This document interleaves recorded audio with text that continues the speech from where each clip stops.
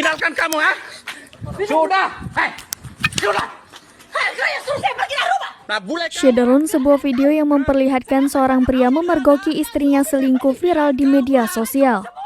Dilansir tribunnews.com, diduga oknum yang berselingkuh dengan istrinya tersebut adalah anggota polisi Bribka OC. Dalam video tersebut diketahui peristiwa itu terjadi di Pasar Panjang Jalan Kiai Haji Ahmad Dahlan, Kelurahan Bonggoya, Kecamatan Wuawua, Kota Kendari, Sulawesi Tenggara. Penggerebekan itu terjadi pada Minggu 18 September 2022.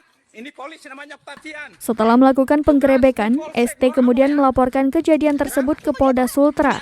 Petugas Sentral Pelayanan Kepolisian Terpadu atau SPKT Polda Sultra, Bribka Seblon W, membenarkan adanya laporan tersebut.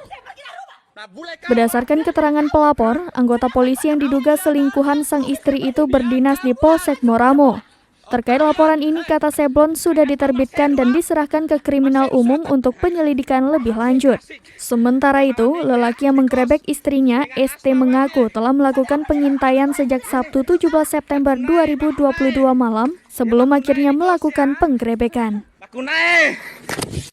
Pasangan selingkuh. Ini pasangan selingkuh ini. Ini ya. Ini polisi namanya Octavian. Tugas di Polsek Moramo ya. Begitu. Ini Asmawati ini. Ini lonte.